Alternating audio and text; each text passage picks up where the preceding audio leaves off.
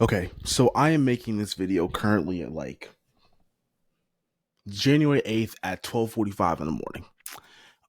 So first off, one, I'm a madman. Two, I do this thing where I talk to myself. Yes, that sounds crazy. And it honestly does look kind of crazy. And I try not to do it around people. Just because it does generally look like I'm makes me look like I'm losing my mind. But it's how I get thoughts out, it's how I think through things. And any of my family members know that I do this. You know, my parents have caught me do it. My brothers have caught me do it. They're like, who are you talking to? It's like, nobody. It's like, oh, okay. Yeah, he's crazy. Um, Nonetheless, I was doing that because I just saw a video. So, Oren Sofer or Sofer, I'm gonna go with Sofer. Sofer, he was the DP for a film known as The Creator. Now, I haven't heard great things about The Creator, but what I do keep hearing the praises about The Creator for is the simple fact that it was shot for $80 million on a prosumer camera, the FX3, not even the FX6 or the FX9. They went down to the FX3, full frame, Sony cinema camera, body. I don't know what lenses they use, but they definitely seem to be using some bigger, badder lenses um, to build this out. And between the lighting, between the camera work, the type of cinematography that they were doing, which was a little bit more intimate, very run and gun, and that short budget, what they produced for those things is like, whoa, what were you doing? And the short version of it is that they used a small crew, small camera body, because the DP and the camera op, they wanted to be able to um they wanted flexibility. You know what I'm saying? They didn't want to have to carry around the Arri Alexas. They're like the I don't even have anything that could represent the size of a Arri Alexa. Um, but those cameras are really big and clunky and heavy and take a lot just to put on a tripod. Like you gotta have a big tripod just to put it on a tripod properly. Much less trying to do gimbal shots and drone shots and things of that nature. Um, and while the film wasn't made all on an FX3, like they've said it was like I think they said it was like between like 80 and 90% of the film is the FX3, And what I'm looking at here that was really important, they brought up two different things. They talked about the post production, the pre production, and they talked about the fact of this like they shot a lot of it on set.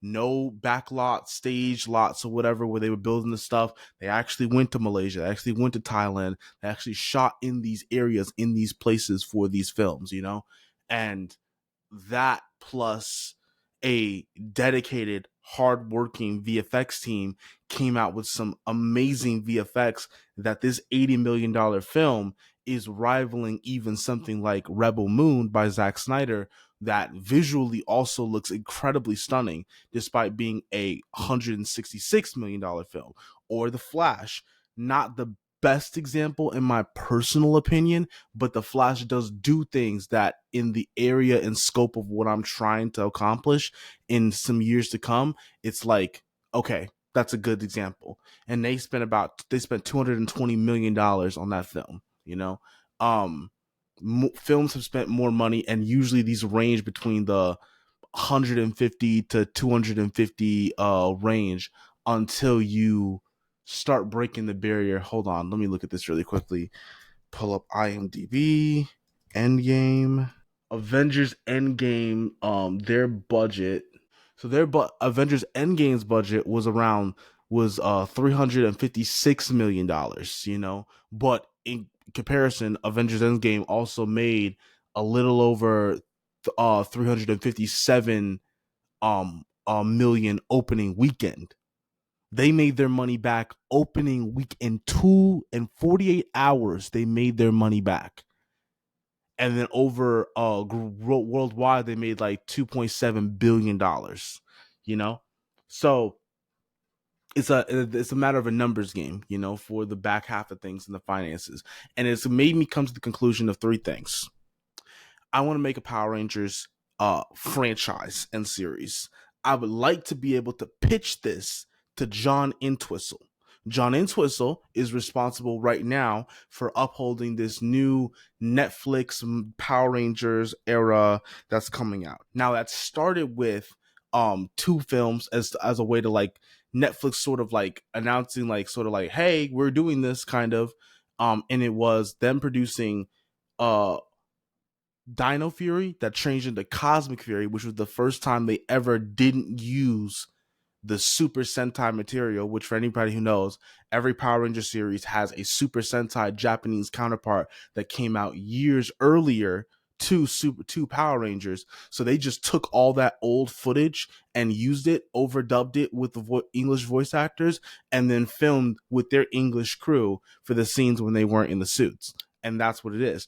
And far and few Power Ranger series have gone outside of that system as to create other aspects and other things where, you know, you see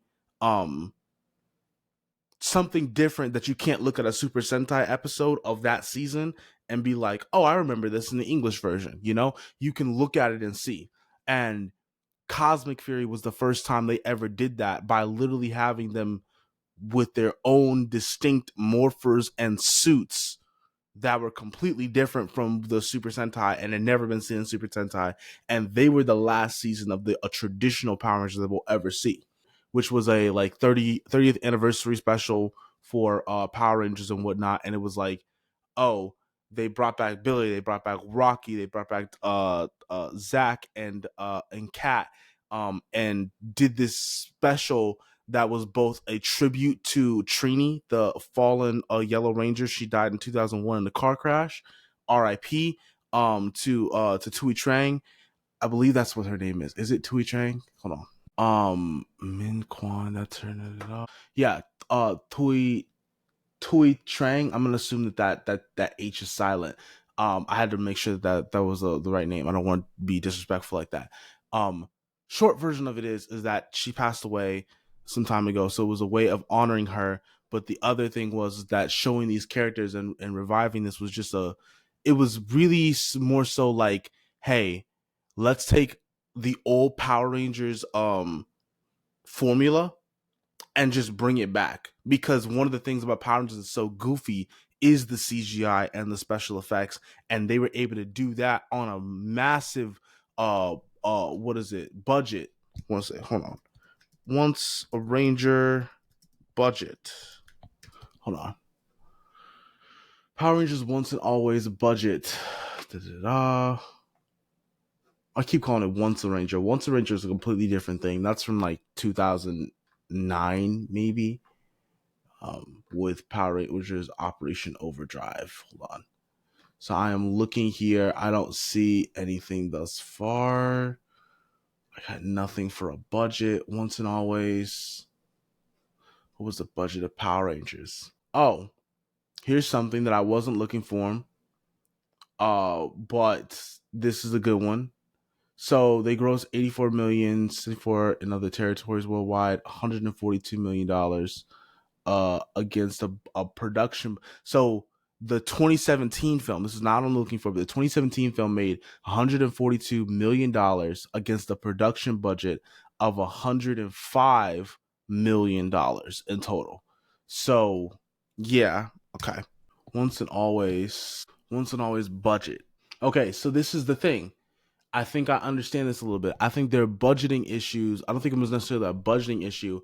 I think they had production things because of the fact that they were non-union, which is also something I have to consider, is that I'm working as a non-union situation. I'm not sure what being of non-union gives or takes away from the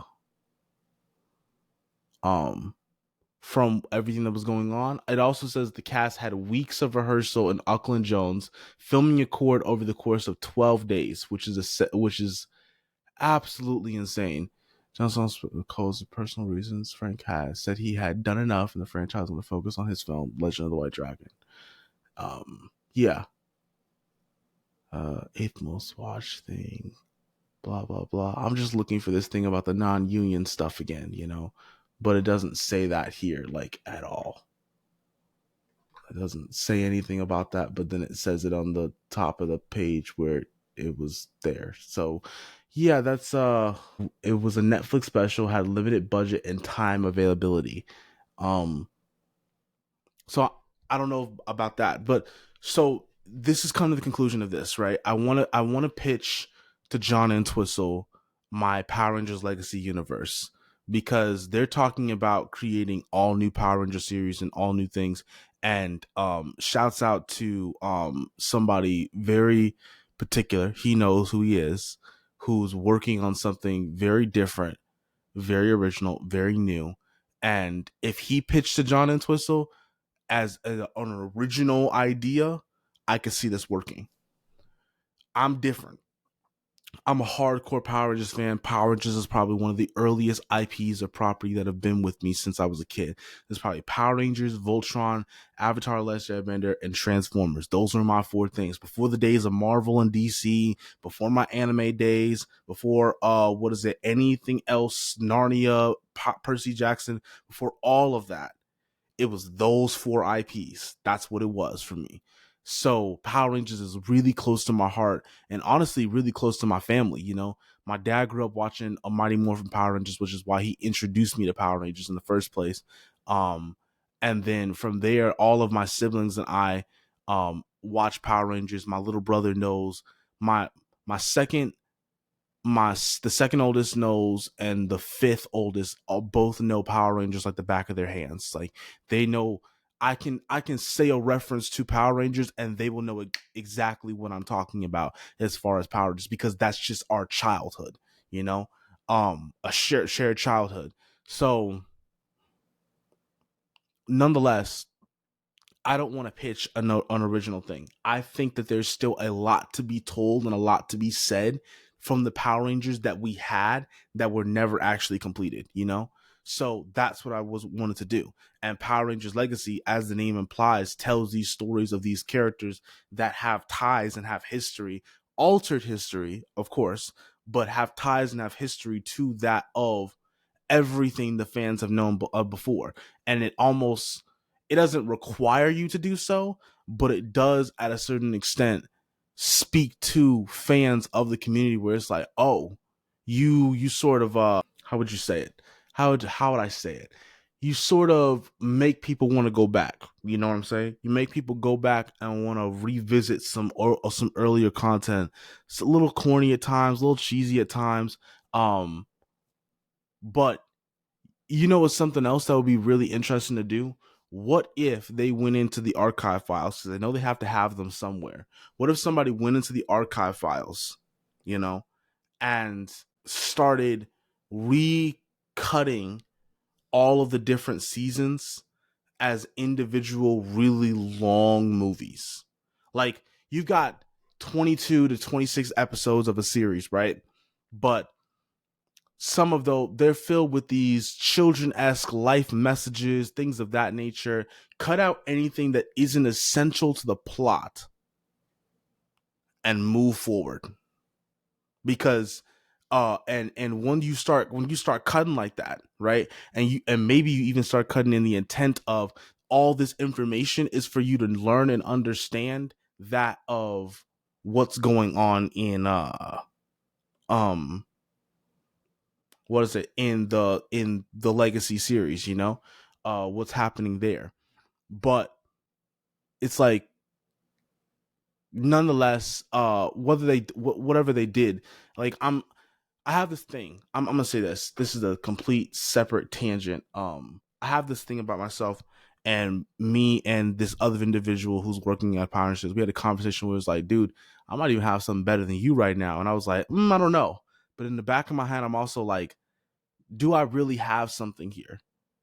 I honestly think I can, but at the same time, I doubt myself sometimes. I doubt my capabilities, and I doubt what I'm capable of, and I doubt that me as a major fanboy, I'm like, man, what's it called?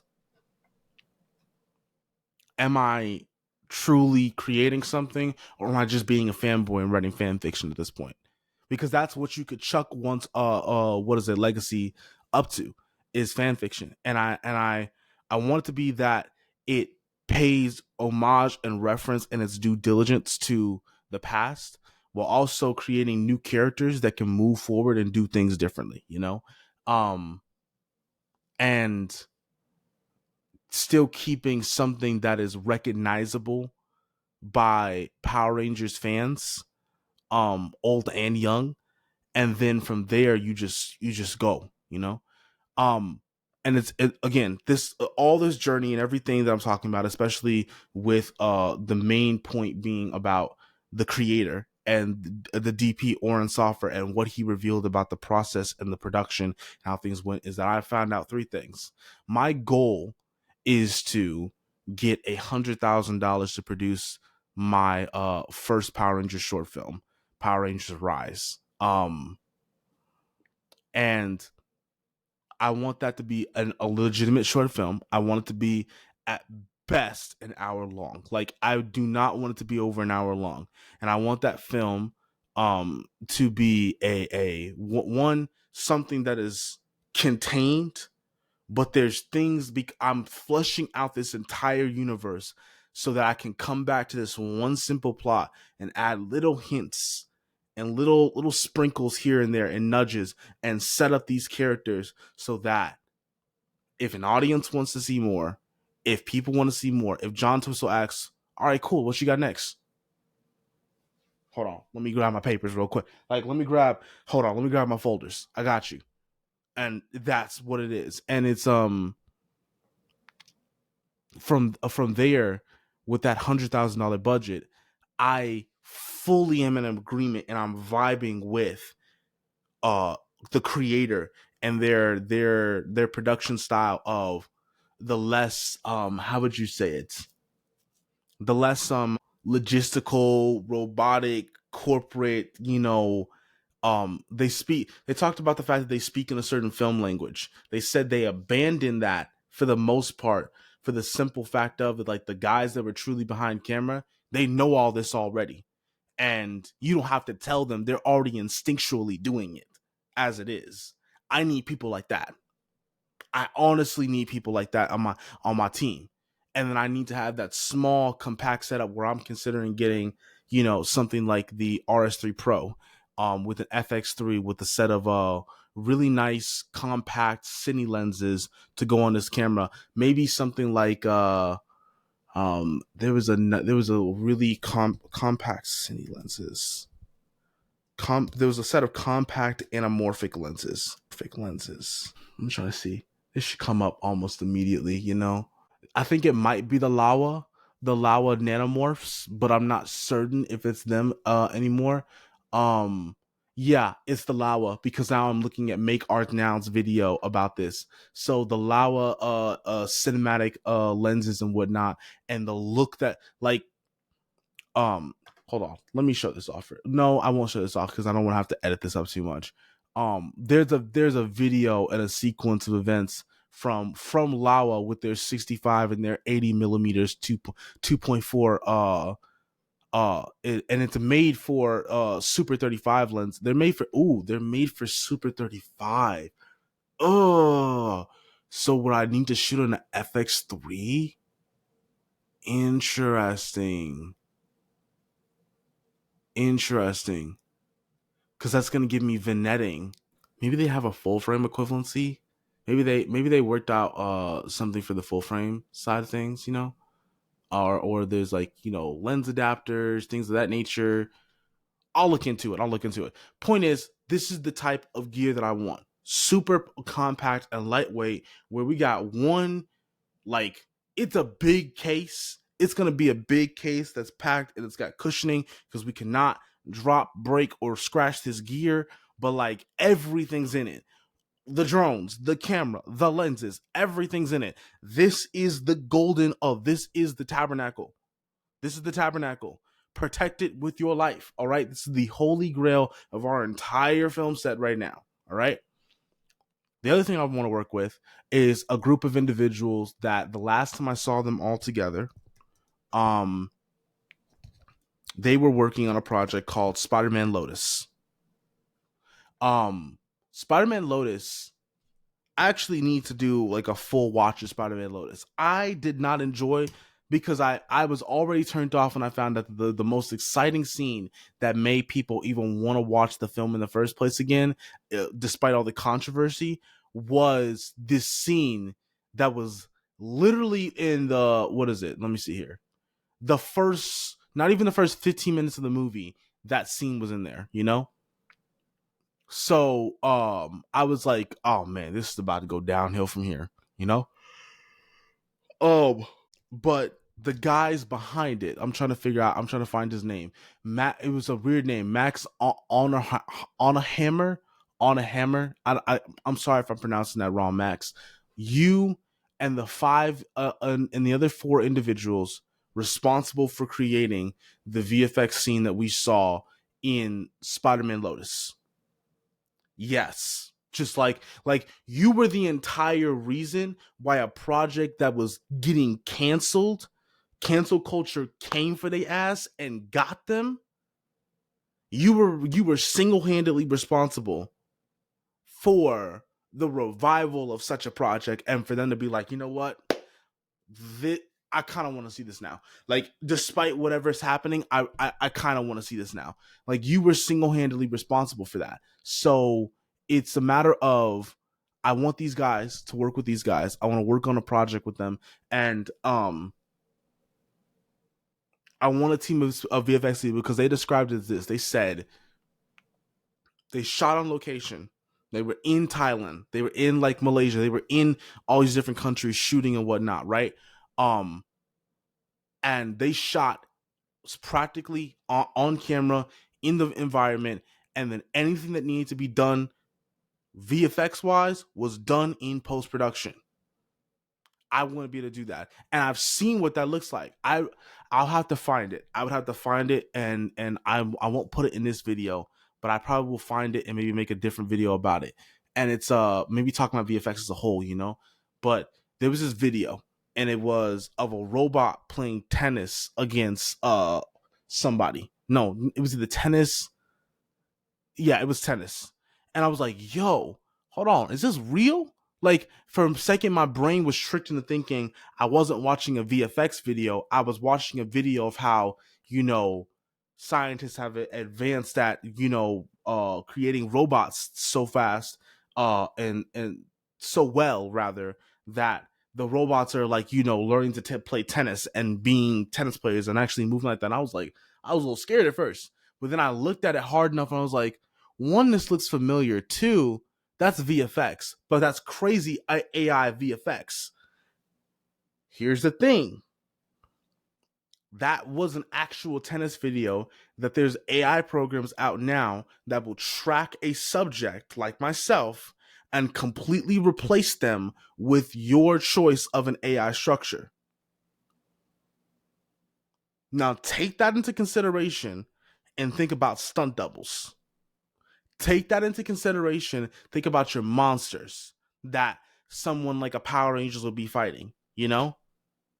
That would be spectacular to do, but I need people that are both highly underrated VFX people. Like I'd never been looking for them, but I never heard of Max before.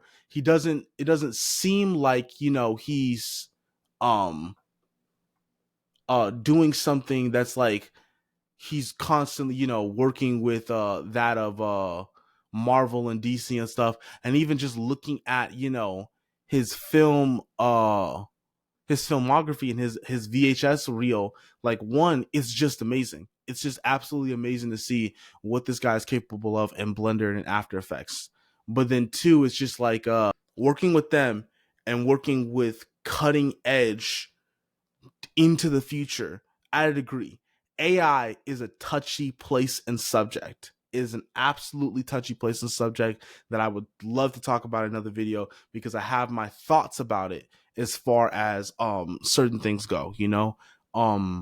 Like there are things about AI that I would love to be able to do. Like I would love to be able to with permission from the actors, if it's a matter of, instead of getting like, there's a character in my Power Ranger storyline who his mentor figure that he's sort of come to look up to, and who he seeks guidance from from time to time is Dustin from Power Rangers Ninja Storm, who's a sensei now. He's his sensei. It would be interesting, and I would love it to have Dustin's actual actor. Hold on, what is his name? Let's look at his name really quickly instead of just saying Dustin's actor. Glenn McMillan. Glenn McMillan would be very interesting. Glenn Hor Mr. Vargas Jr. I'm not even gonna attempt that first name. Sorry, brother. I'm not even gonna type that, and I'm not gonna attempt your brother's last name, Adam, who played Hunter Bradley, and Vargas Jr., who played Mr. Vargas Jr. played Blake Bradley. I'd love for them to be able to come back. The one who's interesting as far as the Ninja Storm cast goes is the most controversial of them all. Shane Clark's Pau Magavisa. I would, with permission from the late Mrs. What is it? The late Mrs. With permission from Courtney or from Liz Sadler, who was his wife up until when he passed away. I would want permission from her to be able to use AI and have it done where, we get somebody to double in the suit and we have his voice, and it sounds at least similar to his voice in reality, and have that done like that, but that's a touchy subject. But I know beyond just the AI part of it, or the AI and bringing people back to life, AI to cut around a couple of corners, and a crew of really great talented AI people is necessary for this crew, just because of the things that I want to do. And I've made it where, in reality, in comparison to some of the other projects that I want to work on within this universe, even the damn second film is going to require actual backing and actual money and actual Netflix money to pull this off. And when I say Netflix money, I mean like possibly Rebel Moon money. But honestly, hold on. What's a good example of them doing this? Was Raising Dion Netflix? Is that a Netflix IP? Is Raising Dion an original? Raising Dion is an original. Raising Dion is probably a good example. Stranger Things is probably a good example too. Let's look at what else would be a good example for this type of feel and vibe and the things in which I want to do. Maybe Sabrina the Teenage Carpenter. Sabrina the Teenage Carpenter is crazy. What am I saying? It's 1 a.m. in the morning. You know what? It's okay. It's okay. It's 1 a.m. in the morning. Let's look up The Boys. The Boys is a good one too. The Boys. No, look up Gen V. Gen V had way more displays of power than The Boys. Budget per episode. Gen V's budget per episode was 11.2 million. Damn. No wonder they only had 8 episodes. That was 11.2 million. They had an 8 episode series. That's 89.6 million. Just a roughly $90 million for this project. Yeah. That, I thought about that for a second. Yeah, that's a lot of money. Ooh, total cost so far: The Man in the High Castle, Crisis in 6 Scenes, Citadel. What's the most? Oh my god! No, what's number one? Oh, Lord of the Rings: Ring of Power. $715 million for season 1. Citadel. Okay, so I've never heard of any of these. You know what I'm saying? Yeah. So The Boys was with season 2. Viewership went up. Blah blah blah blah. Okay, so maybe this is not right because they said Gen V. So Gen V was not that. That was The Boys. That was 11.2. Season 1 of The Boys was $11.2 million per episode. But now I'm just trying to find out. There's no telling how expensive Gen V was per episode, thus this full season costing along with it. How the way Amazon ever discloses the information of the Hotly spinoff. Yeah, I have nothing here. Let's see if IMDb can tell me, because Gen V would be the perfect example of what it would look like, at least a little bit. That's like the best example I can think of as far as it, other than the Power Rangers movie, which was like $105 million. You know, so let's say between 90 and $105 million, because 90 was what The Boys season 1 was cost, and 105 is what they spent on um Power Rangers the movie. Point is this: the first film is grounded enough that with a proper team, a lightweight crew, both in size and in capability, but both in size and in gear, and a budget, like a budget of $100,000, which was the budget that was used for Spider-Man Lotus. And I'm really sticking to that $100,000 for the simple fact of is that I'm seeing individuals like Jenks and him and producing / acting in a film known as Flash Requiem. Hope to speak to those guys at some point soon. They're working on a $50,000 budget for their short Flash film. For Spider-Man Lotus, which was a, a I'm not even gonna lie to you. From what I've seen and what I've heard of it, it seems to have been a failure. I need to rewatch it and watch it in its entirety in order to come to a personal conclusion of that. But it did not pan out well, you know? No one talks well about it at all. And I honestly, from what I've seen of it thus far, I'm like, dang, you really did not hit the mark at all for a Spider-Man film. First off, an hour for a short film is crazy. But if you're gonna do an hour, do it right. Point is,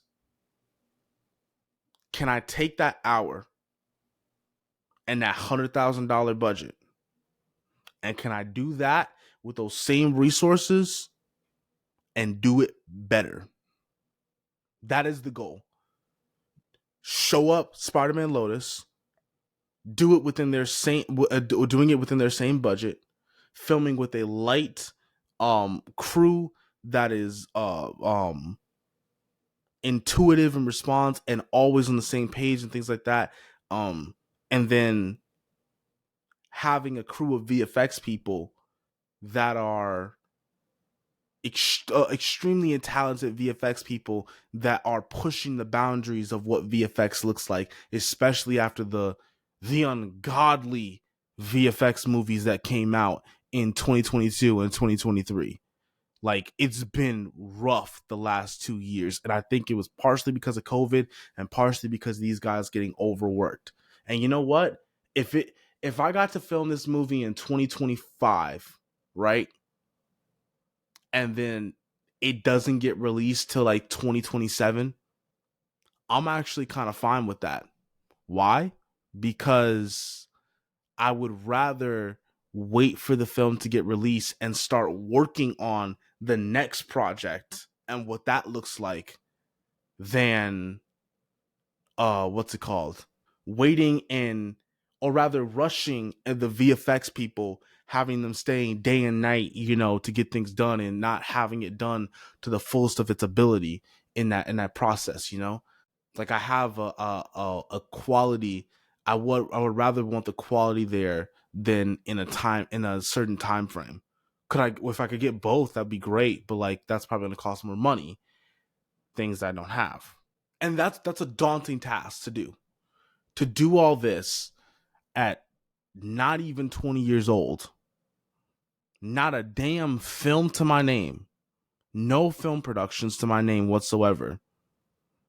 It's nothing more than dream scenarios at this point, you know? But everything that I'm doing right now, I'm lasering in the focus so that it is tieable together to see how what I'm doing here and what I'm doing there and the things I'm doing with this and things I'm doing with that is so I can weave this together and prepare for this Power Rangers film. And I'd like to say that each one of the projects that I'm working on is for that narrative. Um my first two projects that I'm working on is to get my feet wet. Let me create something simple that's non-fictional, um uh well, not superhero related, not fictitious and abroad and people got powers and all that type of stuff. Let me do that first and get my feet wet. And then from there, let me start dabbling in and working with this VFX person and working with that VFX person and working with this female actress and doing this with these guys and working on building character relationships on screen and telling those in an impactful and human way. Let me get my feet wet with the FX3 and get familiar with that, where I may not own the camera, but I know everything about the camera. I know how to operate it. You could cut out my left eye and I would still know how to do everything with that camera, you know?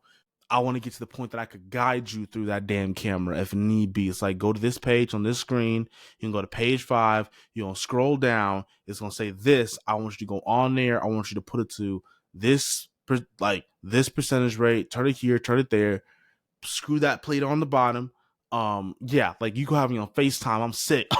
All right, now next thing I want y'all to do, flip the camera, type and do a upward shot coming up, as he's punching her. Yeah,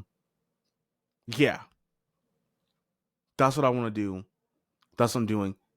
Um, and between Spider-Man Lotus, Max, on on Hammer, I'm gonna say on Hammer, that's his name, and the guys responsible for the creator. I'm seeing potential. I'm seeing something that I'm like, dang, could do this. I really could do this, and I really want to.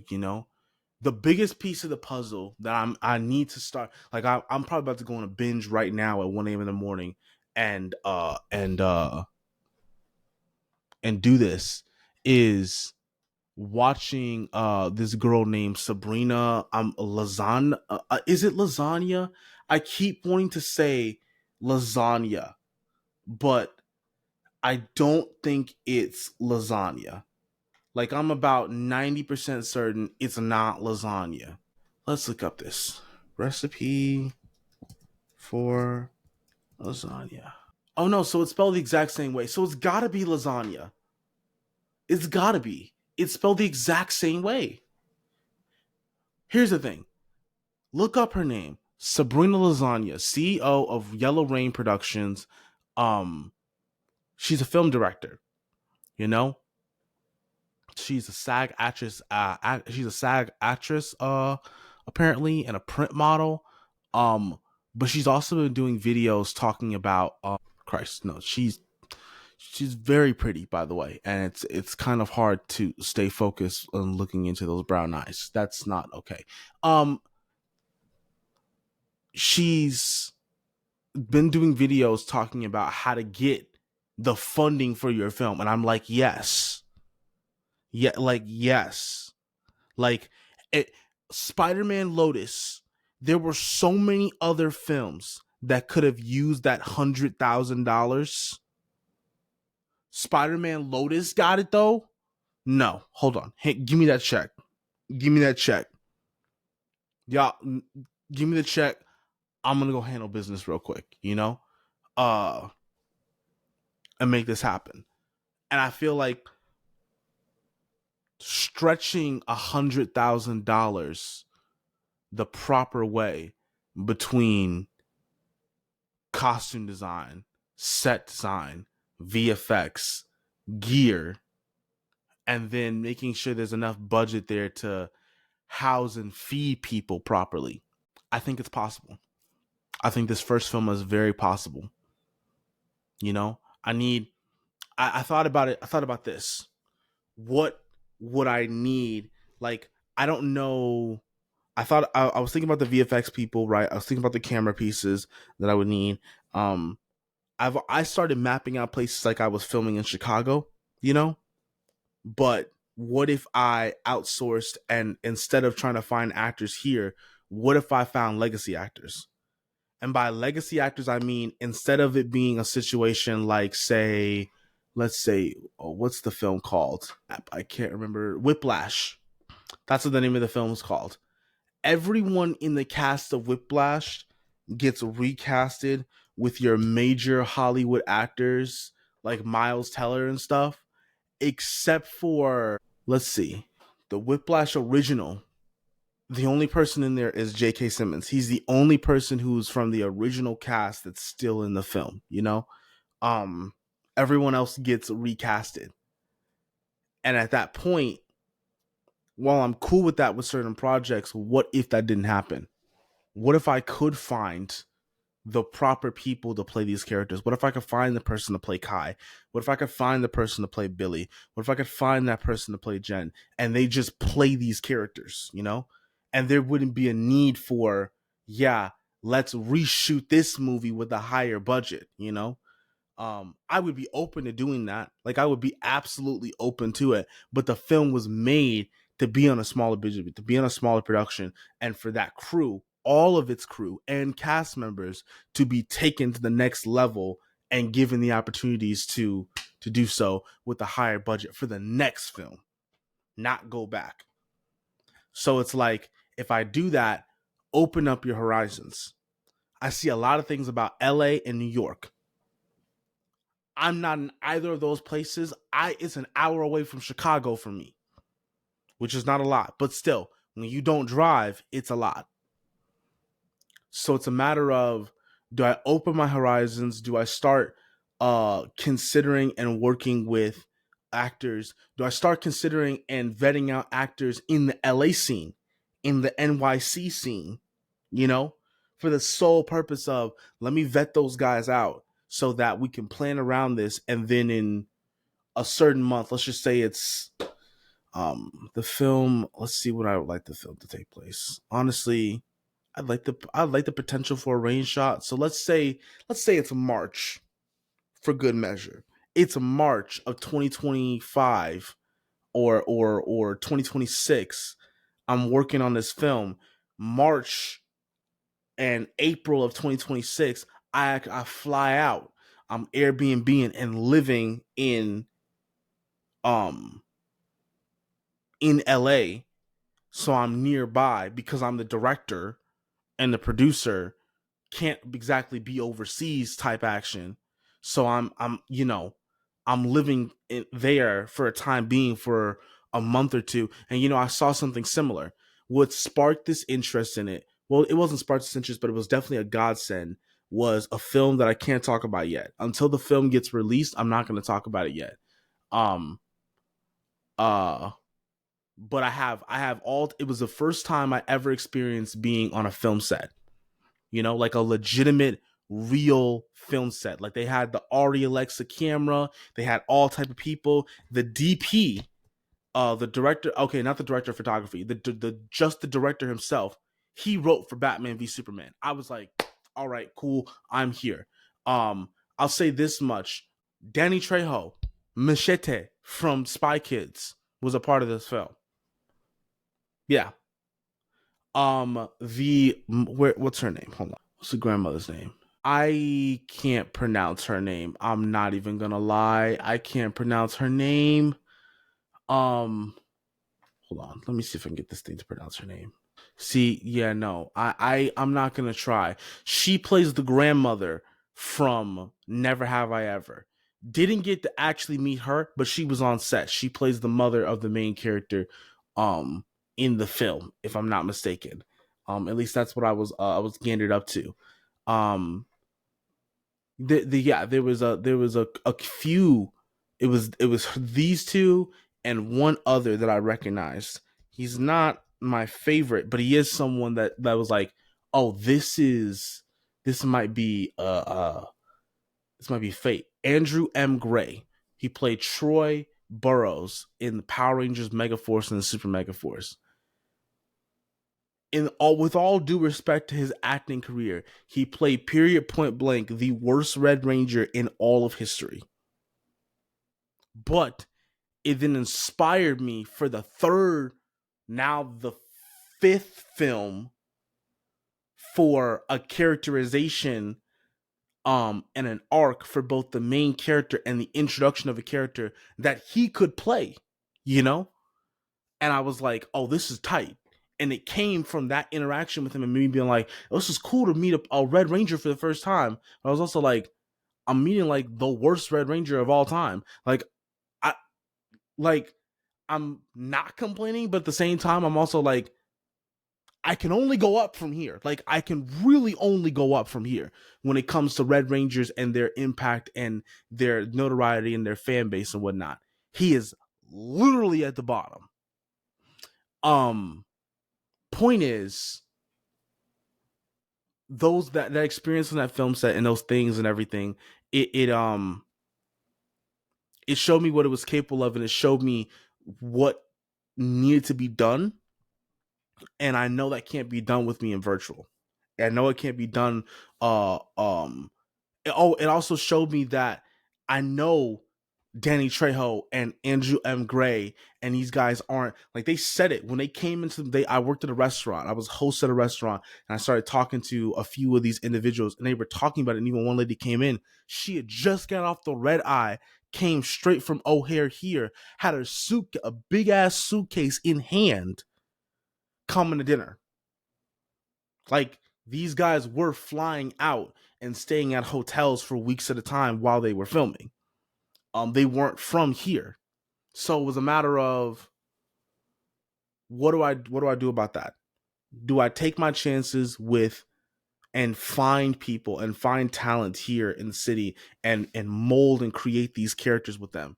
Or do I broaden my net, cast my net wider to the LA and New York scenes? Because I can honestly see this movie being shot somewhere in New York. Like, okay. So I slightly take this back. I can't see this being shot in New York at a certain extent. Like, it's possible to do, but like some of this imagery that I'm coming up with, Chicago fits better. Let me see if there's some major cities in LA, because I would love to be able to have a beach scene as well too. Central Los Angeles, West Side, San Francisco, maybe San Francisco. Like, I'm looking at this one with this mountain in the background. This mountain backdrop is crazy, and this is what I actually want to know. Where was this picture taken? Hold on. Oh, so this is Los Angeles. This is Los Angeles where this is seen. San Diego is a good one too. That seems like something. San Francisco is an option as well too. Sacramento might be an option as well too. Long Beach might be an option. So there's a couple of options in the in that area that fit the bar as to what I'm trying to build. Especially since, when you think about it, the series that I'm pulling from and the things that I'm pulling from, those guys were from the California area as far as things go. Like, let me look at the scene. Dino Thunder and the Abyss of Evil. Rangers roar, there's a light in the distance. See them coming closer. With the force of ages, centuries combine, protectors of the light, defenders formed to fight. The Dino Rangers roar, Power Rangers score, victory is ours forevermore. Dino Rangers win, power from within. Okay, hold on. Here's the scene. Hold on. Hi, girl. Please don't come on this table. I'm over here working. Say hi to the camera. The camera. Okay. Bye. There's a sequence of events just about here. Here we are. Boom. There we go. So I have to figure out where this is on a map. How do I screenshot? How do I do that again? The screenshot keys. Shift Command 3. Hold on. Hold on a second. Wait. Side chasing this motherfucker. Oh, it worked. Okay, cool. Yeah. So I gotta figure out, where Blue Bay would actually be. But nonetheless, it's in California. So that actually kind of fits with some of the vibe and energy in which that I'm looking for from these characters, and where they are and what's going on and how this is taking place. But it's because like there are people that I've talked about this before. I have other videos that I've talked about this and ranted about this before. There are individuals that I want, like if I could choose anybody on the face of the planet Earth, these are the people that I would choose to play those characters. But here's the thing. Basically all of them are not actors. Basically none of them are actors. But it's more so like, here's a baseline. And as where I'm casting and I put out casting calls and stuff like that, that's what I'm looking for. And as a visual reference to any casting directors or anybody else as that's a part of the project, for them to get an insight into my mind, I collect all those visual assets so that they can see and hear some of what I'm looking for, But yeah, I realize that I have a daunting task ahead of me. That in all actuality, I haven't even really started. You know, like I haven't truly put forth the effort of writing the script for Rise. It's still in its early stages of its beginning. I had to rework the ending and figuring out what that, well, not the ending, the middle and how the tension and the conflict builds in that manner. I think I found something pretty nice to work out with that. I just haven't wrote it yet. But beyond all of that, the tasks and the things that I want to do with it, daunting to say the least, challenging. And I'm excited for that. Because that's what I wanted to do in film. I don't want to just make movies just to be making movies, If I could do that, I could just go down to an iPhone and a tripod and just make skits. And no shade at the people that do that. I grew up on Blimey Cow. Like no shade at all to the people that do that. That's just not what I want to do. I want to create films that provoke thought. And then when people ask us, how did we do this? I get to be like, I'm so glad you asked. So you see what we were doing was like, that's what I want to be able to do. I want to be able to nerd out on the back end of production of things and fall in love with that and have other people fall in love with that, because we need more people like that in the industry. We need more people out there in the industry that truly care about what they're creating. From the guy that's lighting it, from the brother holding the sound and the boom arm, to the person behind the camera, to the person in front of the camera, to the brother holding the pen, writing this thing out. We need all those people to truly be in love and not just here for a paycheck. The paycheck is nice. The paycheck is incentive when times get hard, but I need creatives, which is why I'm so like, let's get a smaller crew. Let's get a small size crew, make something grandiose, but still at its core, these properties and these principles are still here. And these elements of storytelling are still here for you to look at and for you to be to watch it. So that, let's say worst case scenario, right? Let's say one of two scenarios happen. I croak and die on the red carpet, maybe I ran into to Marseille Martin, Iman Vellani, uh, um, um, Jenna Ortega, and they just smiled at my ass, and I just gone, just like that. 23 years old, dead, gone. If that's the case, my brothers in Christ, you know who you are. You know exactly who y'all are. The brothers that need to get into my computer, that had to see all these notes and watch all these videos again and be like, for Mike, we're gonna produce the next one. We're gonna keep moving on for him. We're gonna do this in his name. You know what I'm saying? But if that happened and I croaked and I died after the first film, or it doesn't have the same of the reception that I wanted to have, where a John Entwistle's like, welcome aboard, Netflix money, here you are. What do you want to do? And I'm like, if it doesn't do that, I want it to be that this film still at its core has values and storytelling and things of that nature that in itself is just a good movie by itself. You know? It's Iron Man 1, essentially. Or more specifically for me, it's Iron Man 2. Because Iron Man 2 is chock full of Easter eggs that lead up to the rest of the MCU. From Loki to Black Panther to Captain Marvel to the Tesseract and the Infinity Stones to Captain America and Thor and Hulk, all that chucked in there. And I'm genuinely excited about the prospect of making this thing, making this entire project, making this entire series. Yeah. It's late. It's like 1:48 in the morning. We wrap this up and go clean up the kitchen. Take my black ass to bed.